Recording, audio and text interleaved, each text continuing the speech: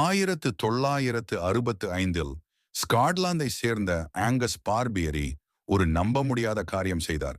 அவர் 382 நாட்கள் உணவு இல்லாமல் இருந்தார். மருத்துவ கண்காணிப்பின் கீழ் அவர் ஒரு ஆண்டுக்கும் மேலாக உண்ணாவிரதத்தில் இருந்தார். ஆனால் அவர் சாப்பிட்டது வெறும் நீர், பிளாக் காஃபி மற்றும் சில வைட்டமின்கள் மட்டுமே.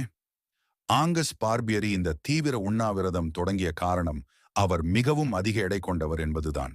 அவருடைய ஆரம்ப எடை 207 கிலோவாகும்.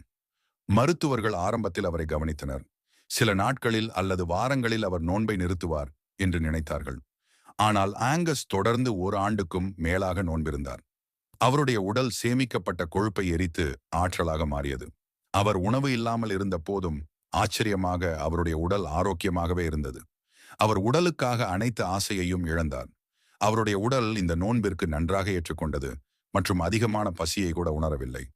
ஆங்கஸ் 125 கிலோ எடை குறைத்தார். அவர் இறுதி எடை 82 கிலோ ஆகிவிட்டது. 382 நாட்கள் உணவு இல்லாமல் இருந்த பிறகு அவர் சாப்பிட்ட முதல் உணவு மிக எளிமையான ஒன்று. ஒரு முட்டை மற்றும் வெண்ணெய் தடவிய ரொட்டி. ஒரு முழு வருடம் உணவு இல்லாமல் இருந்த பிறகு அவர் ஒரு முட்டையுடன் நோன்பை முடிக்கிறார் என்பதை நினைத்துப் பாருங்கள். இன்று வரை இந்த சாதனை இன்னும் உடைக்கப்படவில்லை. நாம் ஓரிரு நாள் சாப்பிடாமல் இருந்தால் மயக்கமே வருவது போல் இருக்கும். ஆனால் இவர் ஒரு வருடத்திற்கும் மேலாக உண்ணாமல் சாதனை படைத்துள்ளார் என்றால் ஆச்சரியமிக்க செயலாகும். ஏனென்றால் இது போன்ற தீவிர நோன்பு மருத்துவ கண்காணிப்பின்றி செய்யப்பட்டால் உயிருக்கு ஆபத்தாக இருக்கலாம்.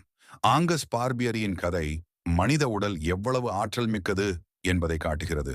ஆனால் இது மருத்துவ கண்காணிப்பின் கீழ் மட்டுமே செய்யப்பட்டது. இது போன்று செய்ய நினைக்க வேண்டாம்.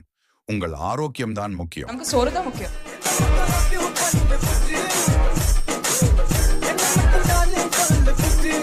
இது போன்ற உண்மை தகவல்கள் மேலும் நீங்கள் அறிந்து கொள்ள விரும்பினால் இந்த வீடியோவிற்கு ஒரு லைக் செய்து இந்த சேனலை சப்ஸ்கிரைப் செய்யுங்கள்.